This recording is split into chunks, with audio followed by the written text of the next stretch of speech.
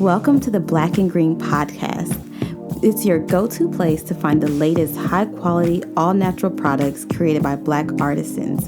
Hosted by yours truly, Dr. Kristian H., the founder of Black and Green. We'll discuss all things health, wellness, self-care, and of course, self-love. This podcast features a refreshing lineup of guests, from entrepreneurs and artisans to holistic lifestylists and clean beauty experts, and a plethora of other innovators within the wellness industry. Join me as we learn from the best of the best. The best of the best. Welcome, welcome, welcome. Thank you for joining us. Thank you for having me. Can you please introduce yourself? I am Jackie Granchamps. I'm the founder of Cecile's Bath & Body, and we're based in the New York City area. Awesome, awesome. So, I created a personal mantra a couple of years ago. Be happy, be healthy, be free. Out of those three, which one resonates with you the most? Be happy, be healthy, be free. I would say definitely be free. Yeah, I would say be free, because if you are free, you're free to choose the healthiest path and the happiest path. What does be free look like to you? Be free. I think for me, it's just being able to do the things that I enjoy and being around people that I enjoy, learning a lot, doing things with my hands, creating.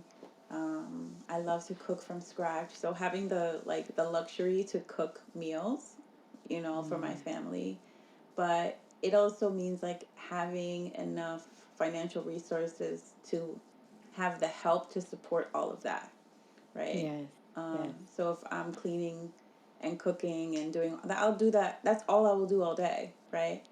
So, just having all of the structures in place to support a really good, healthy, and happy life.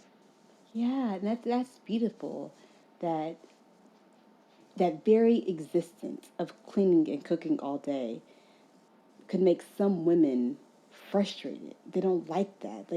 They're feeling forced to clean and cook all day. Mm-hmm. But you're presenting a different perspective. I would love to clean and cook all day. Why do you think? Yeah. Not the cleaning part. Talk me through why you feel like it sits with you different than it sits with other folks. I love to cook because I like to create. And I feel like my business is very similar. They use the same ingredients. So it's a creative endeavor. But the washing dishes part, yeah, not for me. That's so funny. So my husband is a chef, right? Yeah. And so he cooks us gourmet meals all the time. And I don't cook a lot. But I have developed a love for cleaning. Really? Because I enjoy my house clean. I enjoy what he cooks for me. And so I look myself in the mirror and say, Kristen, you have to change your relationship with cleaning.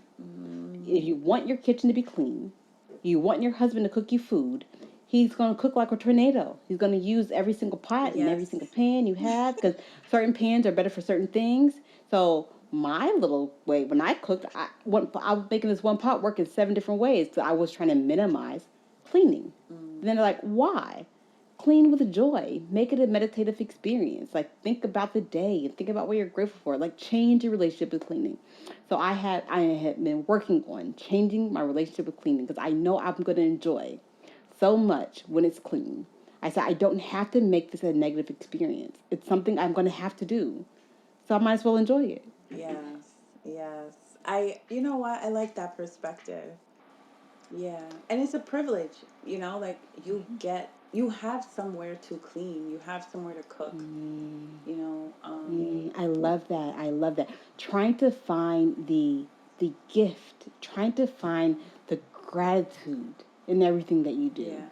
There's people without homes who would love to have a home to clean and cook. Yeah, I agree. Yeah. I think forcing yourself to find gratitude in those moments when you can be frustrated. It's such a blessing. Yeah, I agree. You know, life is made up of so many little moments, you Mm. know, and once I feel like once the pandemic hit, like everything just all plans ceased, you Mm. know, and Mm. I feel like if we got through something like that, for a lot of people, it's very traumatic. You know, if you got through something like that, or if you've gone through something very big, you realize how small the little annoyances are, you know, and Mm. Mm. you have to kind of try to get the happiness where you can find it. So, Yes, but yes. I like that. I'm gonna take that attitude today as I wash the dishes. Yes, I'm gonna yes, try it. I bought some nice dishes yes. a little while And see how it ago, feels. so it Yeah, makes dinner feel fancy. You exactly, know. exactly. And try to force myself. I think you said I find those moments of happiness. And I think something that's been hitting me is the power of the brain, the power of your perspective. Your thoughts become your reality. Yes. Your Yes. thoughts become your reality. So when you Mm-hmm. think everything's gonna be great, this is a great day, when you have that, things are gonna go wrong. It doesn't matter Mm-hmm. whether you do everything. Like no matter what happens, things are gonna go wrong. Mm-hmm. But your perspective of how those things shift depends on your how your thought going into it. Yes. If you walked into it, think it's gonna be a good day. When something happens, like they're out here doing work and they're causing all this noise, but I'm gonna have a good day. So how am I gonna make this noise be a part of my day in a way that doesn't disturb it? Mm. Yes. I could see that. Um, it really, the perspective does matter. You know, I had a friend, she had a little kid. Mm-hmm. And I remember like, you know, it was the child's time to eat, right?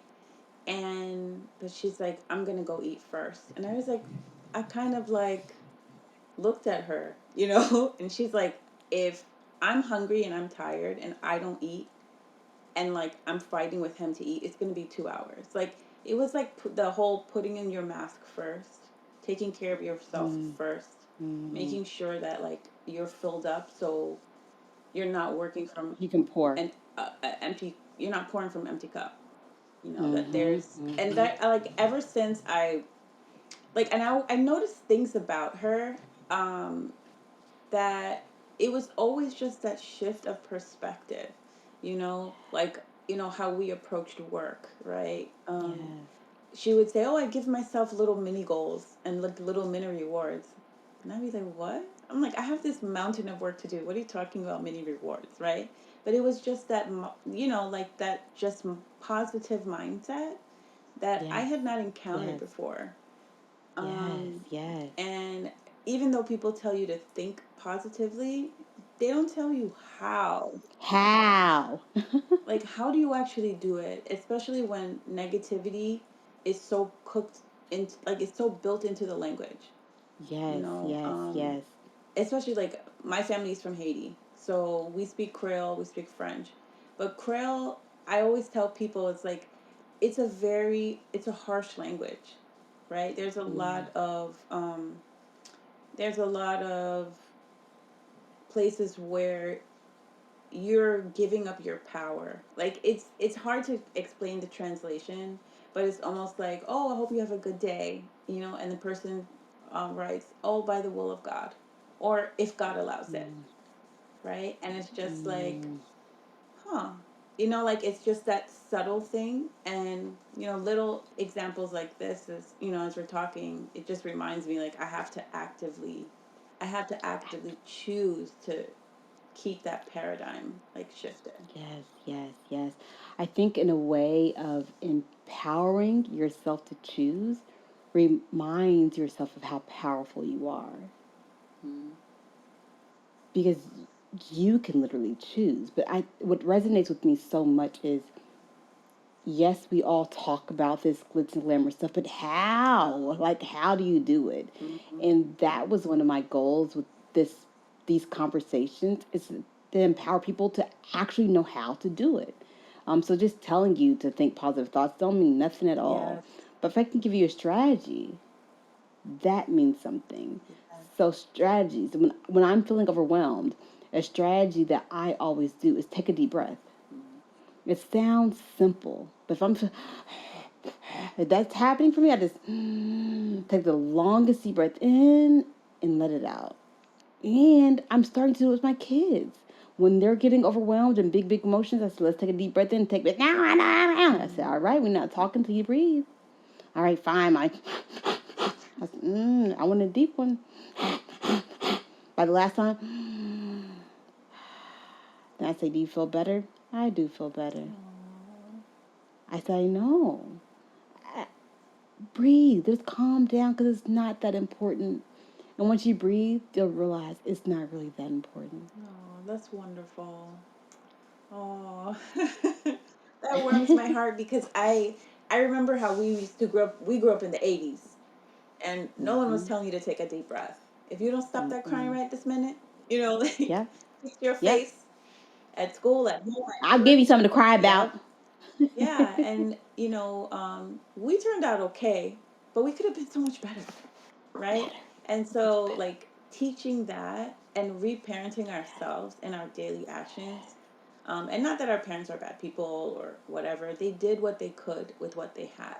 Yes. But Yes. Yes. I say that all the time. They made the best decision they could with the information they yeah, had. and But the beauty is my floor is their ceiling. yes, yes, My floor is their ceiling. yes, So I can build up from there. But I have to be very intentional. As I'm making different changes, I don't want them to feel as if I'm chastising them or judging them based off the decisions that they made. I'm trying to make very clear with my communication that because of what you did, I'm able and empowered to make a different set of choices because of what I've learned because of what you did. yeah. If I didn't change anything, that means I wasn't learning. Yeah, exactly, exactly. And you also have to think about your parents at like the age that they were when these things occurred. Like you were only 35.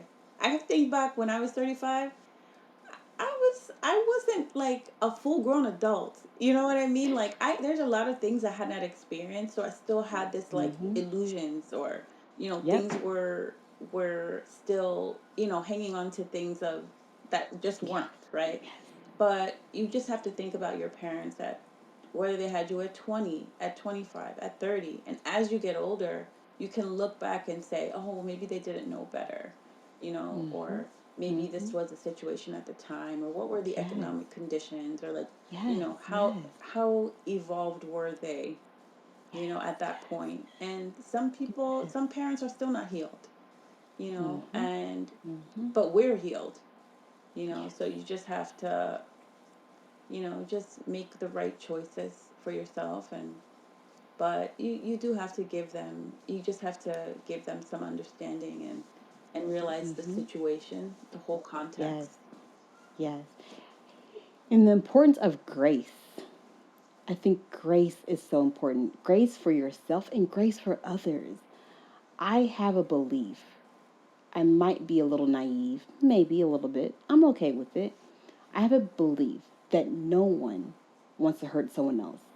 Like Mm. people naturally don't want. I know. My Some husband people like, are like you it. sure? Yeah. So my belief is people naturally don't want to hurt other people. People who are harmed and not healed hurt people, hurt people, hurt people. So anytime someone does something to you that doesn't feel good, anytime someone is rude to you, anytime someone tries to steal with you, they're hurt. There's no way a happy, healed person could do that to you. Mm. So if you change your perspective and looking at it like, I'm being hurt by a hurt person, Mm-hmm. and and then when someone is hurt and they hurt you, then you have a choice to make. This hurt person has hurt me. I need to change their position in my life. I need to reposition them to make sure that they can't hurt me so directly. Mm. But I need to have grace to understand that people don't inherently hurt people on purpose. How does that feel? I saw you make a face. So tell me how does that feel to you? I have to politely disagree. I think that it depends on the type of person you are, right?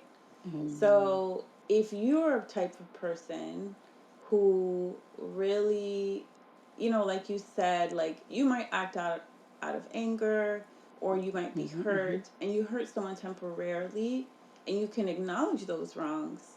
mhm, That's a mhm, hurt person that's hurt somebody else who doesn't inherently mhm. want to hurt people. Okay, But okay. there are a different class of people who enjoy inflicting pain on others.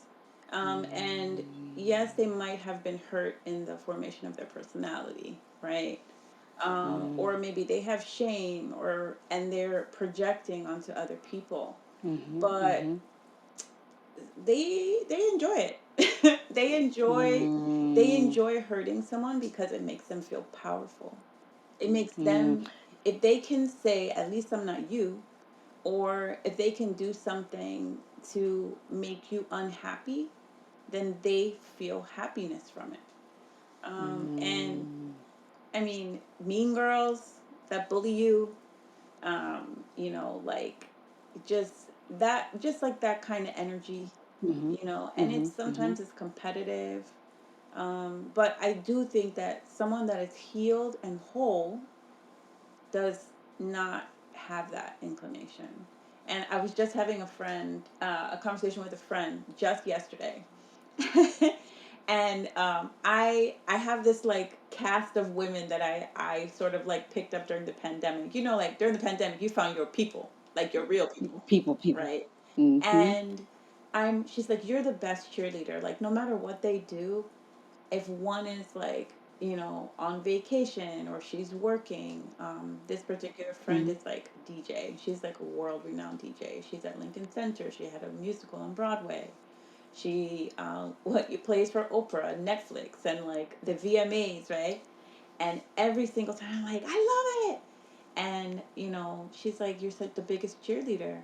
And I told her, feeling healed hits different. When mm, I realized that I was healed from all the hurt and the pain that other people had caused me, was when I could look at mm, someone and be happy for them. I could see your mm. birthday celebration and be like, oh my God, I love it. And feel like actual joy for you. And so happy Mm. that you got to experience that. Instead Yes, of yes. before, when I was in an unhealed age, I used to feel sadness for myself. Like, why don't I have Mm, that? Or I would say, or I would have this like wishing, like, well, it went in stages. Well, if God can give that to that person, then that means I can have it too, right? So I'm a little bit mm, mm, closer but not quite.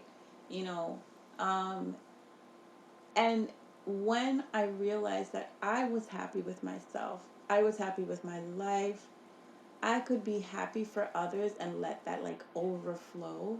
And the first time it happened to me, I was surprised. Like I had never felt that really before. yes, Like I had yes. friends, but now I realize like that's how you get frenemies, right? Because that Mm, person is around you, but they don't know how to feel that joy because they're not happy with themselves, but they don't know it. mm, So mm. now that I know the difference, I really lean into always congratulating people. I lean into being that cheerleader, not because I want them to feel good, but it's reinforcing that I don't harbor jealousy, envy, hate.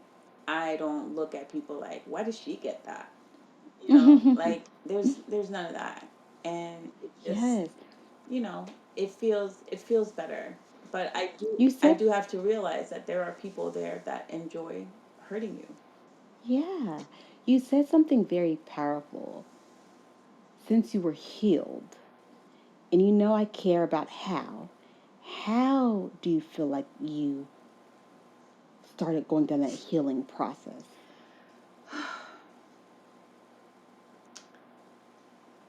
Uh, it was a long road. It was an intensely long, long, painful road. Um, and I slide down the gravel every now and then down the long. I feel like I'm like sliding down a long driveway, like in the ice, like clawing my way. Mm-hmm. Mm-hmm. But it was a long and very painful, painful road. I was out of commission for like 18 months. I Mm. didn't work for almost 2 years. Um, I didn't get out of bed for 3 months, solid 3 months. Um, it was a very long road, and I used a couple of things, but a couple of things no longer work for me. Therapy, Oh, ooh, I love that. You have to grow with yourself. Like, yeah, learn what works for you at this time may not work for you in the future. yeah, therapy stopped working for me because Mm. talking about it made me angrier.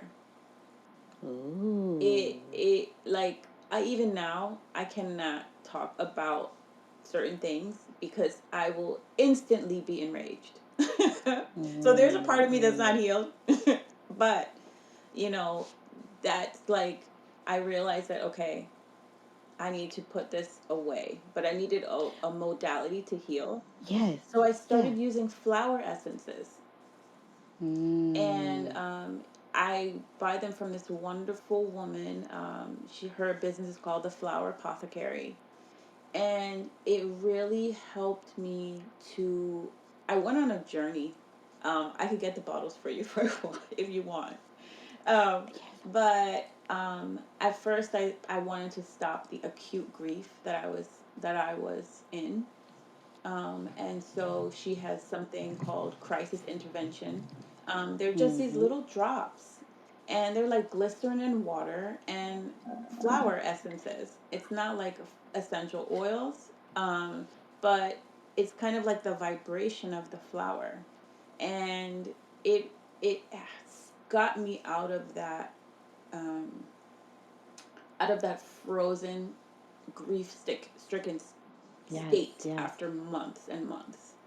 And then I progressed to healing different aspects of things. So there was one that she calls healing the mother wound. That one I cried and cried through bottles of that. Um, and it's really interesting how it works on your energy body and your system. Mm. And I coupled using that. I did EMDR, and I just really like dug in to all types of healing modalities that did What not does involve EMDR talking. stand for those who don't know? Oh, EMDR is I think it's eye movement. It's like a I don't know exactly what it stands for, but it's basically where you can do therapy without actually again talking about it.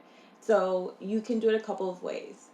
You can look at a bar. Let's see, there's like a light bar, and your eye moves back and forth, right? And so the rapid eye movement, it's the same movement that we have when we're dreaming, right? If you ever look at your Yes. kids' Yes. dreams, your It eyes is are eye moving. movement desensitization and reprocessing. Yes, thank you. You're welcome.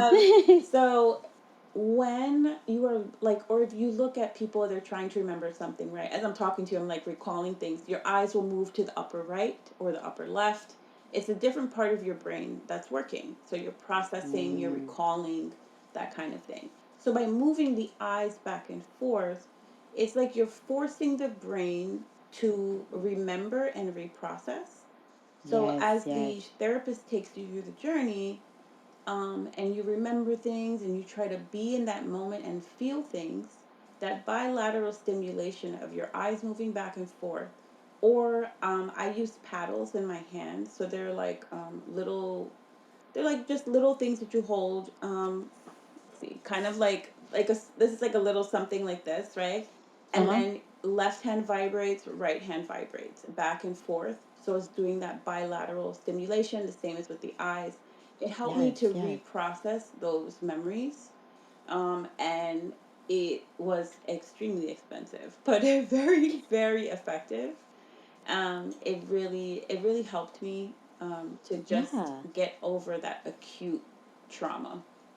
Yeah, I think something that's interesting I want to make sure I draw attention to is that you said, I don't think therapy was working for me anymore, but it was the type of It was a therapy. type of So therapy. EMDR therapy worked for you, Yes. but the more cognitive, more talk centered therapy was not working for you. Yes. So I think there's a really important piece of it is that there's the desire to be self aware, to learn what you need, and to find the assistance and help that you need. Because what works for one person will not work for you. Mm-hmm. And so you have to learn yourself to figure out what works for you and try different things until you figure it out. So encouraging you to find different things. So what works for your friend may not work for you, Mm-hmm.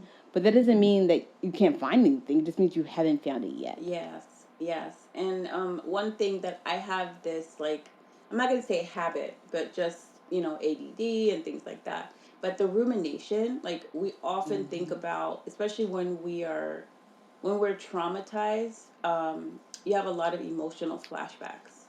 And so I would see something on TV. Someone would say something to me. This literally happened to me a couple days ago, and someone said something to me, and I was so upset. And it's just you're immediately brought back into the moment. So it's kind of like trying to interrupt that process. And first thing you have to do is just separate yourself from that source of Yes, pain yes, or that source of trauma, and then just give yourself time to yes. reprocess slowly. But again, like that talking about it or like hearing it was triggering those emotional flashbacks, and I had to stop that. Yeah, and I want to just give you all the kudos and Thank you. congratulations because learning what sends you your emotionals in a frenzy, some people never do. So I don't feel right, but I don't know why. I feel off, and I'm going to treat those around me off because I'm feeling off, so I'm just throwing daggers. That's what happens if you don't figure out, okay, I felt this thing. I felt that. Why did I start feeling this thing? What triggered that thought? Like doing this self reflection to figure out what creates that emotion. Mm-hmm. That's a part of the healing journey. That you have to say, okay, I know when I feel good. I know when I feel bad. What triggered that emotion? Mm-hmm. What triggered that? Is it something I can change my relationship with the thing that happened? Can I ask those around me to do it less? Do I have to change my relationship with it? Is it mine to handle and kind of work myself through? Or can I ask those around me to be cognizant of it? I think the first step is figuring out why, what makes you feel the way you feel. Mm-hmm. Yes, and exactly, figuring out what it is, what makes you feel the icky, right? Anger, sadness, guilt, but also like think back even further. Like, what is the actual root of it? Figure that out, and that, like, for me, that has been a big part of my healing, tracing back. And it's interesting that we mentioned the healing the mother wound, the essences. It's interesting as I gained understanding of why my family system was the way it was, where my mother's personality came from, and like how she parented me, how other people reacted to me as my mother's daughter because of how they felt about her, whether they liked her or didn't like her, depended on. It And made a nothing to do big with difference you. on how they treated me, right? Mm, And me looking and acting so much like her, it was like this transference, right? So, mm, like, that those flower essences really helped me to think back. And again, it's just these little drops. I don't know how they work. All I know is that they do work, and it is life, absolutely life changing. The drops I'm yes. taking now are pure joy.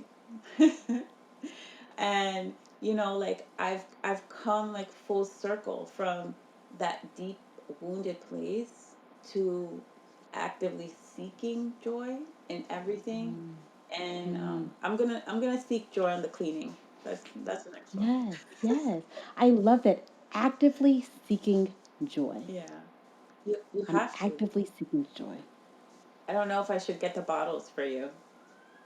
Oh, I would You love want? that. Give me 1 second. first one is crisis intervention.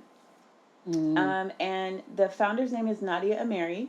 And she is incredible. She's a psychologist, and she turned to this business.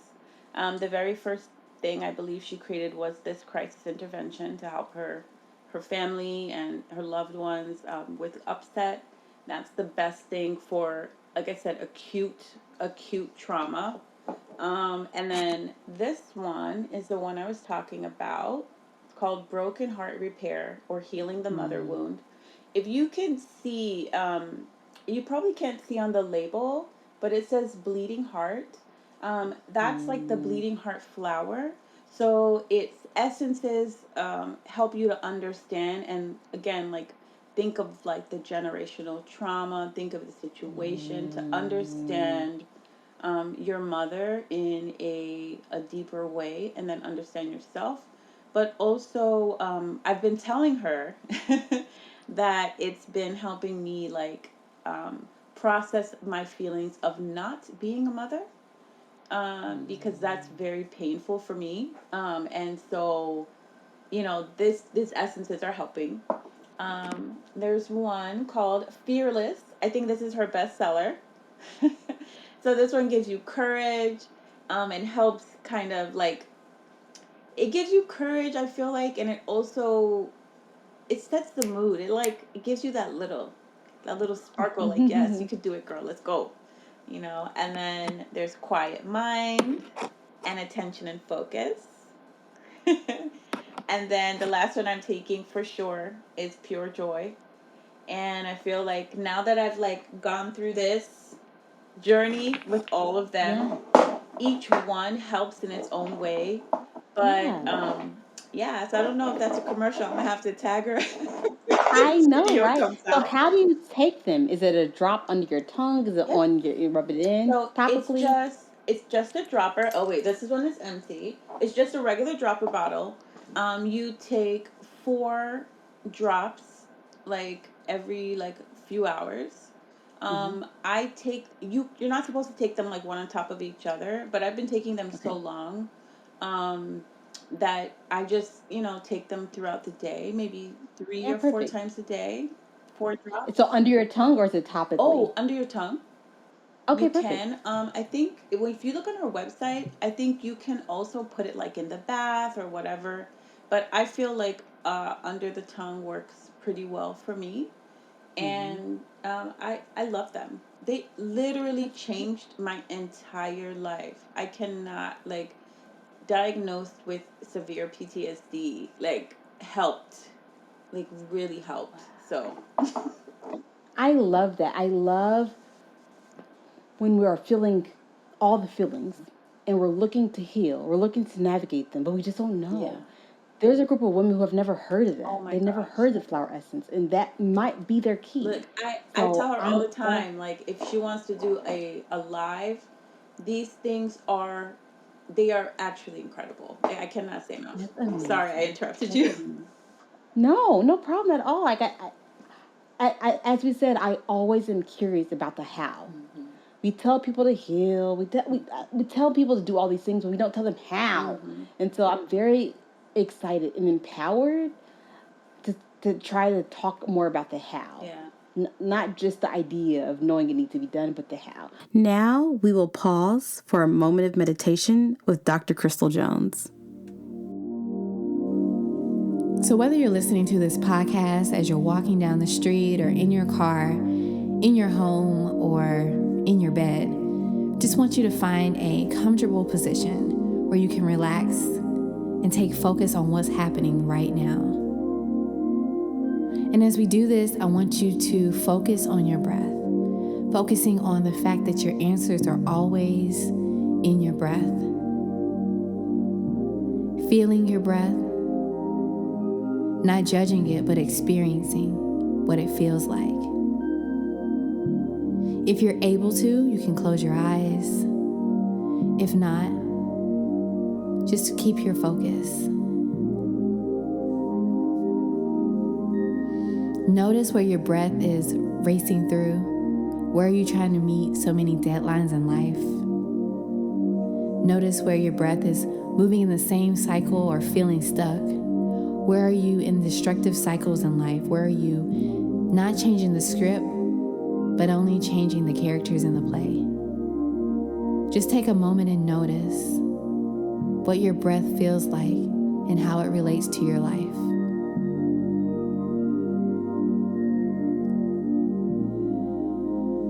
Deep breath in.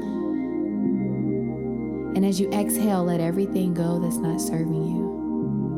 Reminding yourself that you can keep anything that you want to keep. You can let go of anything you want to let go of. But honoring your truth in this breath. As you're breathing in, you're creating. As you're breathing out, you're creating space for what it is that you desire. Little by little, letting go of what's not serving you. And honoring the spaces that ask you to hold on at this moment. Taking your time and being present. Continuing this breath until you feel like you've let go of everything that's standing in the way of creating what you desire. And as you feel like you've let everything go, bring the awareness back into your body, back into the space of wholeness, come back into the space of truth, and move forward, knowing that you're whole always, and that you are the one that you've been looking for. I always love pausing to do meditations when I do these recordings, because I know the impact they have on me, and I'm thankful to be able to do them with others. I'm also thankful that I started to do my meditations during our live sessions. I used to do them where I sent them to my producer, let them just fill them in. But I have seen the impact of doing them together has on our conversations. And I'm so happy I got directed to do that. I'm happy you did too. I feel like all of a sudden I just feel so like so calm and like just lighter. Yeah, and I think it reminds me of my power. That if listening to that was enough to make me feel, then I have a lot of power in how I feel. Mm-hmm. Yes, you choose. You have to actively choose every single moment. Yes, And you once you build this momentum, it's like the business. You gotta choose things very strategically. But when you get the momentum, it keeps carrying you. Yes. So speaking of business, since you took us that detour there, tell us about your business. Why did you start it? What guided you to do it? I often say, what was missing from the world that you were trying to add into it? Wow, gosh, it's so long ago. This year is my 10th year selling. Oh, wow. Yes. I really started the business because it was an extension of, it was just an extension of things that I love to do. The first time I ever made Bath and Body products, it was holidays, and I was laid off from my marketing job in Manhattan.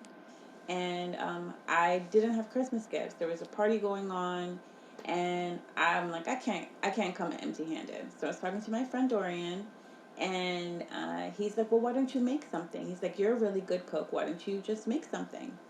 And I'm like, well, maybe I could do that, but I just come back from the grocery store, so I had a box of like Morton's kosher salt, those big blue boxes. It was buy one get one free, child.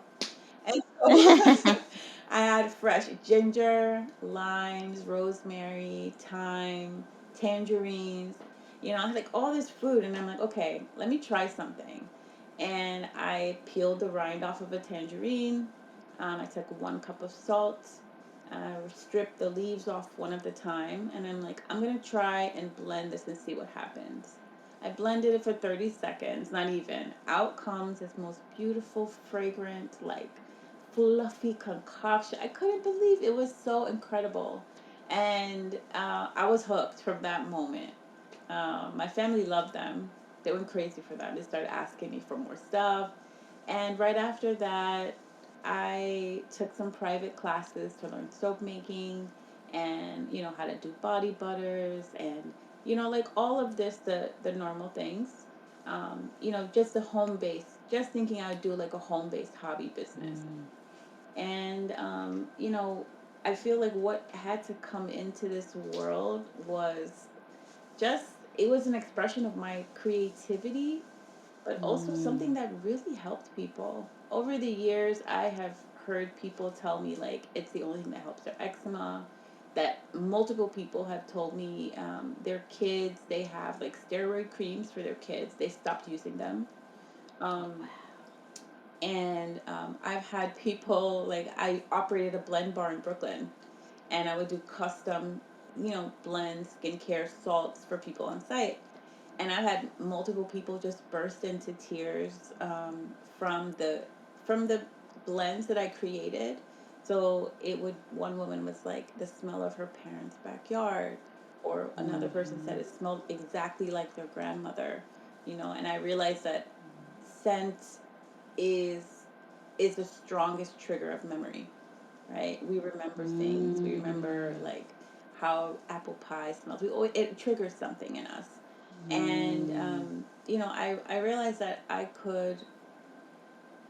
could help people heal emotionally. I could help heal their skin, but I could also, like, surround them with this fragrance, I guess, of love and happiness, calm, peacefulness. A lot of people tell me, like, when they use the soap, it's not even a smell that you're actively smelling. It's almost like this aroma that you're breathing in, like the steam from a sauna. It's just, it becomes part of you. So, at year 10 of selling, I'm just so happy that I was able to bring, like, little moments of peace, a little moments of self-care, you know, just Yes, those little things. yes.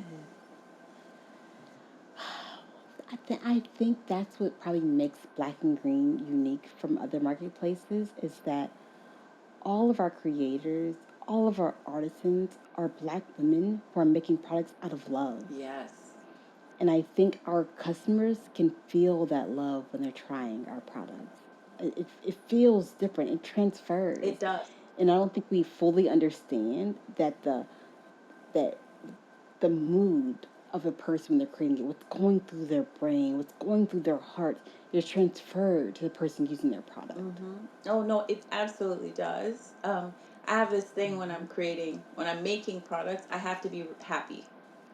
The music is playing, I'm dancing, I got my snacks, I got my drinks, like, or my little favorite show is playing, but I'm happy somehow, because if I'm not happy, the batch gets ruined.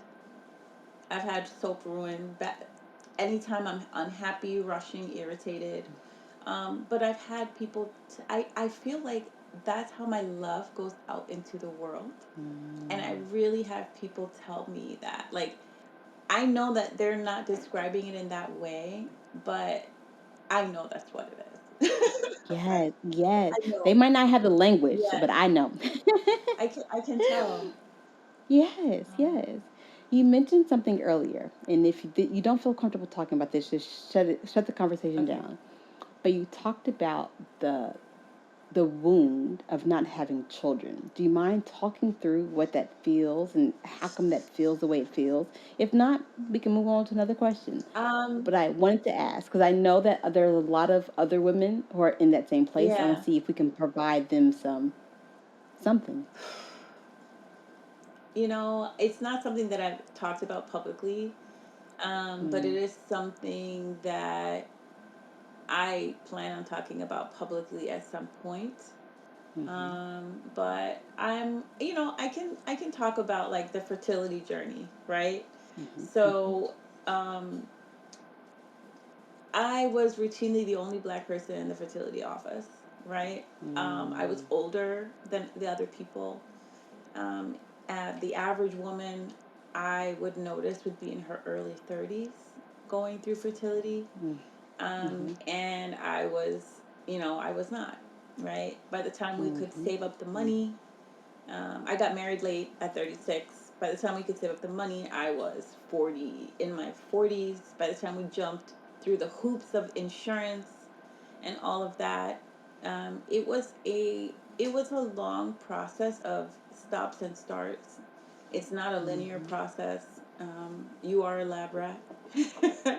Every month is like an experiment of like, okay, well, we got the results this month. Well, let's switch up your medication and do it this way. Okay, so that's the result. Okay, well, let's try it again. And like that's how modern medicine works. And the one thing I always wanted in my life was a family. I always wanted my own family.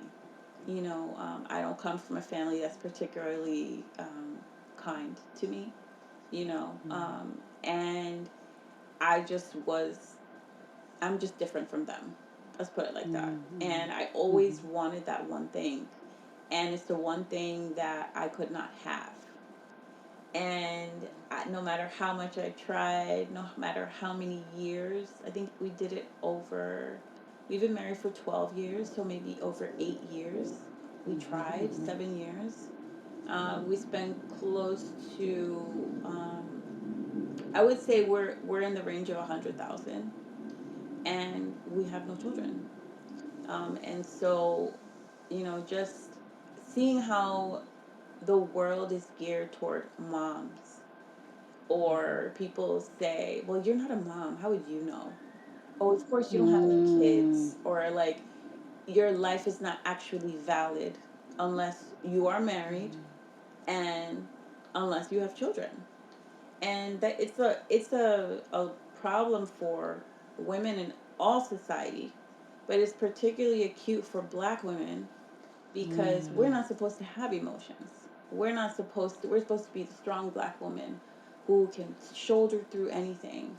We combat that whole, like, don't get mad, like, don't be a teen mom, you know, or we fight against the stereotype of the welfare mother. So we get the most degrees, we work the hardest, we're there first, we leave last. We got our side business, we helping our mama, our brother, our grandmother, our friends, and but all these things we're supposed to do, but again, we didn't What about center us? ourselves, right? Had somebody told me at 28, girl, that man is wasting your time, you better get your eggs frozen, you know, like, I would, like, no one tells us to check all of these things. And by the time we realize that, yes, we want to start a family, like, we're looking for that right guy, like, there's so many variables. And in my case, I had PCOS, and I already had a low ovarian reserve, so because of my age, so we were like uphill climb, and it really was like miscarriage after miscarriage, and it was painful for me, but it was devastating to watch my husband go through it. And I was shocked by the cruelty of people. I was shocked by the superiority other people felt because I couldn't do what they did, or the pain, the way people throw things in your face. So, like, all of those things combined, and please cut this out, cut whatever you want, but all of those things give you this sense of, what do I do now?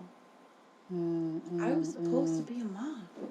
I spent my whole life making sure that I had money in the bank, making sure that I had the education, setting myself up, finding a God-fearing man.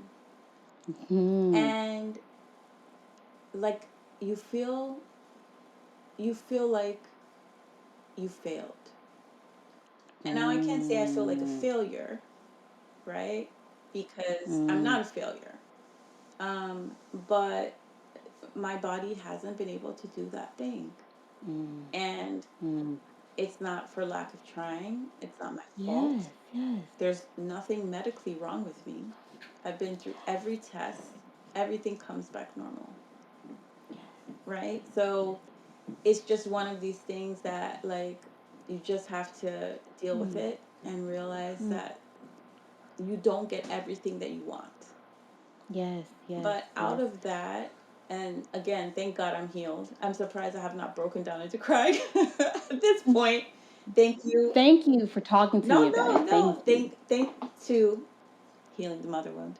Yes. Because it's really helping. Um, but now I have decided that I want a different life. So Mm. if I can't be like, like the mom, right? Mm-hmm. I'm Mm-hmm. like studying to be like Jessica Fletcher. I'm about to be solving mysteries. I'm gonna be the black Jessica Fletcher. Child, I'm gonna be like the fun auntie with the beach house, business Yes, owner. me Like, I have too. to have the biggest possible life. I have to, for every child that I lost, to God be the glory. I will live a life that is worthy of them. Mm-hmm. Thank you so much for talking about it because I don't think, I know we don't understand how prevalent miscarriage is. Yes, yeah. About 40% of all pregnancies result in a And no one miscarriage. tells you, and no one We talks don't talk about it. about it. We don't talk about it. So that was going to be my next question. How did you heal Oh, through your miscarriage? It's something that you have to probably do in secret. You do in privacy. You don't tell people about it. They tell you don't tell folks you're pregnant in the beginning. So if you have a miscarriage, yeah, you don't tell anybody. I need support then. yeah, yeah. And I definitely need support. One of my really good friends broke that rule. She told me when she found out she was pregnant, she ended up having a miscarriage, and her advice that she received I thought was so powerful. Her doctor said, tell the people that if this doesn't go right, you would need their support. mm-hmm, mm-hmm, If this doesn't go right, you would need their support. mm-hmm. Yeah, because those people are going to love you and support you no matter what. And not everybody that having the miscarriages really, really devastated my husband and I, both of us. And um, that's when we found out the people who were really in our corner, who really truly cared about us. And you'll see when you're in tragedy, whether it's something like that or whether it's your parents dying, loss of a job, like all those little places where you're down. You see the people that come out of the woodwork, people that you never even thought were really paying attention, but you see them supporting you and really being there for you, and you're just grateful, and I'm very grateful for the people that for the people that helped me, especially for Yes, my husband. yes, yes, yes.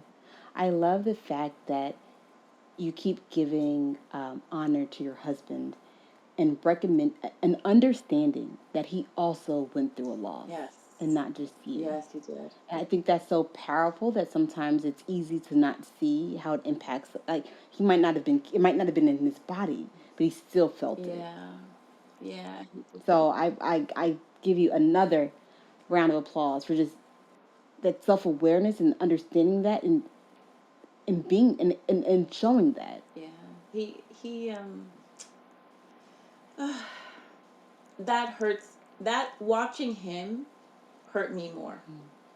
Mm-hmm, It really did. mm-hmm, It mm-hmm, really, like, even like now, like, I didn't cry all this time, but like thinking about his pain mm-hmm. is what hurt me. Yeah, yeah. And We still haven't talked about the how. yeah. How you have healed through it. Do you feel like you have? Um, Maybe you still are. I think Maybe you're still I healing. think I am 95% the way there, and that's Mm, enough, mm, because there mm, are certain mm, things that you just are not going to get over. mm, mm, You will always feel that loss. You will always count those years, no matter how mm, many years pass by. mm, And mm, but I don't feel that stab of pain when I see little kids anymore. Or like I was telling you, the little guy upstairs. Like I realized that I was healing because I wasn't angry that he was making all that noise. Like it wasn't like an anger that they have what I don't have. I'm like, oh, he's a little kid. He's 3. Oh man, he's giving him out. Like, it was like, wow. I felt like, okay, that's okay, good. And like, there are little girls in the neighborhood. I've been here for like 6 years. So when I see them, they like hug me, and, I ask them about school, and, like during the summertime, I give them ices when I see them outside. Like, like I have this, I'm, I'm, I'm, I'm mothering in different ways. Yes, yes, yes. I'm mothering in different And ways. the thing about it is, that's all needed and necessary. Yeah. That it legit takes a village. It does take a village. It takes a village. And just because you weren't given the ability to birth doesn't mean you aren't going to mother. Yeah, yeah. And you know what? I have to say, even with everything that I've gone through, I would say over these last 6 or 7 years, the person that held me down, was my aunt. And if it was not for her, I swear to you, I would not be here talking to you.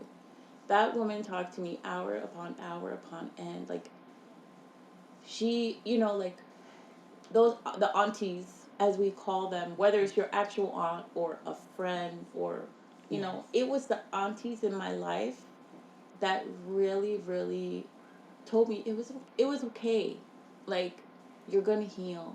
It's okay. Like, not just, my aunt Fifi, but also like my friend Sono. She's like an older woman, but she's like my aunt, like, or, Auntie Dana is another one. Like, these are all women that were older than me, that were maybe like 20 years older than me, but they could relate to me. They were my friends, as well as that like little bit of authority, like they stepped in to guide me when I needed it. And that is so invaluable. So I'm hoping my role will be to do the same, Yes, and yes, yes. if it's just like inviting them over to eat, or, just a phone call to say, hey, I'm thinking about you. I know that you're okay, but, just to let you know you're not alone. And That's beautiful. part of the reason why I'm the cheerleader online, like, constantly checking in on those friends that are always okay, they seem they're doing well. It made me appreciate, having those people that checked on me, but also appreciate that now I have the privilege to be that person for other people. You mentioned that a couple of times, recognizing your privilege. Yeah. I just think that's so powerful, to recognize your privilege. Yeah, we are fortunate. We are fortunate. It's just, you got to focus on it. Yeah, exactly. Despite the challenges you had to navigate through, you're still fortunate. Because it could have gone in a different direction. Yes. Despite the challenges, despite the things that went wrong, despite the things that could tear you down, you're still fortunate. And you have to choose to focus on that. Because good and bad's going to happen, right? It's your choice. Is all your attention going to be on the negative, or all your attention is going to be on the positive? Yeah. It's a choice. Yeah, and it goes back and forth, like, it's not, it's hard to focus only on the positive when things are going wrong in your life. Yep. And Yep. You have to feel it. You have to let it migrate through it. Yeah, it's very, very, very difficult. And it was a lot of years that I was not okay, you know. And that's Yeah, okay. yeah, yeah. It has to be okay. Yes, it has Because to be life okay. doesn't, you cannot stop living life. Like No, it you literally, like can't. I would wonder, like, and it's kind of crazy, but I would literally be like, how is the world still turning? Like, I was really quite shocked, and I know it might sound like hyperbole, but no, I was really literally just like, how are the days still passing? You know, because for me, everything stopped, and you just, the sun kept going up and down and up and down, and I couldn't figure it out, you know, and but realize like life does keep going It does. It no does keep matter what going. happens. My cousin, who I feel like is always in a positive mood, always, you never feel like you see the weight of life on her. Although the weight of life was on Oh, I her. love that. One day I asked her, I said, Raven, you're always in such a great mood. Like, where do you think this came from? I said, how were you raised? Like, tell me more. I want to do the same thing with my kids. She said, my mom always told me when I was growing up and I was really upset and I was really mad and something went wrong. She would always say, the sun is shining somewhere. Yeah, The sun is shining somewhere. And she said, that just stuck with me. The sun is shining somewhere. I love that. I'm gonna write that on Yeah. a card and put that up. The sun is shining Yeah, somewhere. you know, see, it's those little things, right? You Mm-hmm. know, and you have to see, like, that's why I love what you said about your son earlier, where you're like forcing him to breathe, right? And Mm-hmm. where even in her, like, she's taken the sun is shining somewhere and created a whole life out of that. When parents actively help their children manage their emotions, Yes. regulate their emotions, Yes. understand it's Yes. okay to feel upset, you know, but you have to feel upset to Yes. stop Yes. being upset, right? If you're like Mm-hmm. Mm-hmm. suppressing it, it's just going to make it worse. It's not going away. Yeah. And, Mm-hmm. you know, The feeling has to be felt. That's me and my friends. He said the feeling has mm-hmm, to be felt. It's going to wait on you to feel it, mm-hmm, but the feeling has to be has to be felt. felt. And if it's not, it's going to eat at you. That's where we get depression. It's that turn inward. And you Mm-hmm. know, it it helps to really see the examples in real time and to hear Mm-hmm. examples like that, um, Yes. Yes. because that positive, not even, it's not, I kind of want to not call it like a positive mindset, but I mean, Oh, I it's, like that idea of trying to rename it. yeah, it's, and it's like, Not enough. Is it an abundant mindset or just a? Oh, I like the idea of trying to for different words than positive. It's just a. Mm, I don't know, I don't know not. how to call, maybe like, I mean, it's like a mindset centered around self-care, abundance, like it's more than positivity though. It's grabbing onto the light. It's Yeah. not Yeah. it's not like dwelling. And I'm not even going to say Yes. Yes. dwelling, but Mm. negativity or dwelling on the negative, it's an energy. It's like it's a vortex. Oh, It sucks yeah. you in and you Yeah. just feel yourself like Yes. Yes. swirling down the Yeah. drain. It's like not letting life happen to you, but happening with it. Yes. I'm moving with Yes. life. Life's not happening to me. Like, stop me Yes. again. Just keep slapping. Nope. Yeah. Me and life are moving. Yeah. You're not a bystander in life. Yes. You and life are working Mm-hmm. together. And understanding the power you have to make things, feelings are going to happen. You're going to feel them, but how you relate to them, that's your choice. Yes. Yeah. The acting you create is your choice. So my son was getting frustrated the other day because he wanted to go downstairs and play. I told him it was time to go to bed. He got really angry about it, and he was getting frustrated. I said, August, you seem like you're frustrated because mommy told you to come upstairs and eat, and you were about to play. Is that how you're feeling? He was like, yeah, I think it is how I'm feeling. I said, I can tell because you're getting so frustrated. I said, but how about you talk to mommy? and say, hey, mommy, can I just get 10 more minutes to play downstairs? And we can come to a solution instead of you harboring all this frustration and now you're going to go to bed angry because you went to play with your trucks. He's like, yeah, you're right. And so, like, just trying to help him feel your feelings and talk to adults in your life about your feelings and just try to work through them. Yeah, and ask for what he wants. Like he wants more time to play. Is there Yes. room? You know. He said, hey, mommy, can I have some more time to play? Mm-hmm. Speak up for what you Yeah, want. yeah, and I mean, but that again is going to translate to work. Yes. If he needs, 20 years from now, he's like, well, do I want this? How about like I need an extra week Yep. off on Yep. vacation, Seriously. or like Seriously. like just advocating for himself and being aware. Exactly. You get in tune with your own needs. Mm-hmm. That's I want you to just be in tune with like assessing, constantly assessing yourself to figure out what you want. I say all the time that I want to be a child led parent. Well, being child led means you can't always run the show. Mm-hmm. It means you're not usually running the show. Yeah, It means you're child led. They're telling you what they want all the time. You have to let your ego drop down to let that happen. that's a lot of work. That's a lot of work.